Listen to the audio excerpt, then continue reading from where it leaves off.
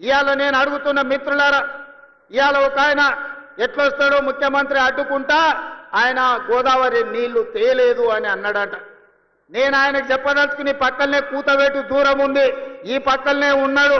ఆయన ఉన్నది 3 అడుగులు, ఆయన 6 అడుగులు ఎత్తే కూర్చున్నాడట ముఖ్యమంత్రిని అడ్డుకుంటా అని. 3 అడుగులు ఆయనకు నేను ఒక మాట చెప్పదలుచుకున్నా.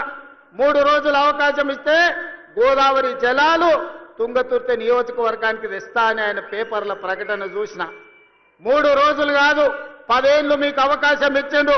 ఎందుకు దేవాదుల నుంచి తుంగతుర్తికి నీళ్లు తీసుకురావలేదు? గోదావరి జలాలతోని ఈ ప్రాంత భూములను ఎందుకు తడపలేదు అని నేను అడుగుతున్నా.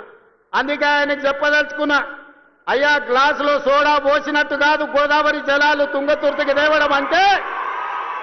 నీకు తెలిసిన విద్య ఒక్కటే, దొరగారి ముందల చేతులు కట్టుకొని గ్లాసులో సోడా పోయడమే, కానీ నీకు తెలిసిన విద్య అంతకంటే లేదు. నీ ఊరు మండలం చేసుకున్నావు, మండల ఆఫీస్ అన్న తెచ్చుకున్నావా? ఎంఆర్ఓ ఆఫీస్ అన్న తెచ్చుకున్నావా? పోలీస్ స్టేషన్ అన్న తెచ్చుకున్నావా? 10 ఏళ్ళు మంత్రిగా ఉండి నీ నాయకుడు ముఖ్యమంత్రిగా ఉంటే నీ సొంత మండలానికి ఒక ఎంఆర్ఓ ఆఫీస్, ఎంపీడీఓ ఆఫీస్, ఒక పోలీస్ స్టేషన్ తెచ్చుకోలేని సన్నాసివి ఇవాళ మా మందుల సామెలు తీసుకొస్తే